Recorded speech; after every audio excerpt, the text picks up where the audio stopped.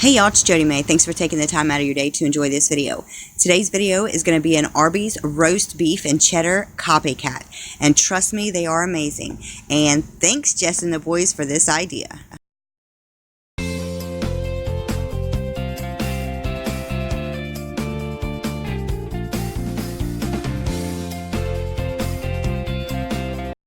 First, you're going to start off with thin sliced roast beef.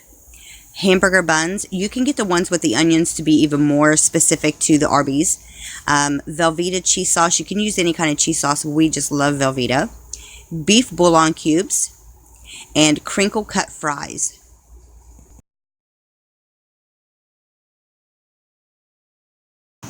Now here I'm just going to add about 1.5 cups of water into my skillet. I'll turn it on high and then I'm going to start heating the water. I'm going to use a beef bouillon cube in the water to give it more of a beefy flavor. And bear with me guys, because I do not have fingernails. I chew them completely off all the time. So it does take me a minute to get this cube out of the wrapper.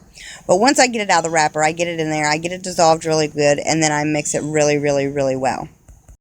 Now, like I said, they didn't have the Arby's fries that I did want, but the ones that they had were fine because we like steak fries anyway. Them are our absolute favorite.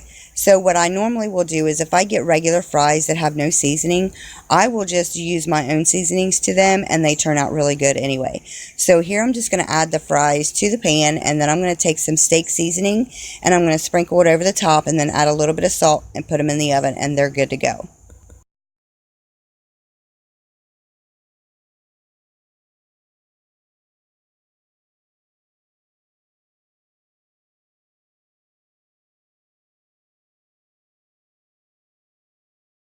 Now I've already turned this down on a low simmer, and that's because I don't want it to boil the meat. I just want it to kind of steam it a little bit, but I want it to be able to have more of a beef flavor because I don't want it to be watered down just from the taste. So that's why I'm using the beef bouillon cube.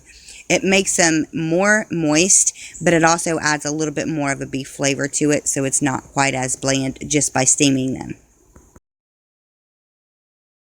Now, I did lose the clip, but all I did was, right before the fries were done, I put the buns in there on top of them just to get them heated and a little bit toasty on the outside edges. No, I did not heat the cheese up before I put them on the sandwiches because for each sandwich, I wrap them in a paper towel, put them in the microwave. That way it gives it a little bit more of a heated through texture, and it also gives it a little bit of moisture for the buns as well. Thanks for watching this Arby's Copycat Roast Beef and Cheddar. They are amazing and I hope you guys try them. If you guys got any value out of this, give me a thumbs up and don't forget to subscribe if you're new.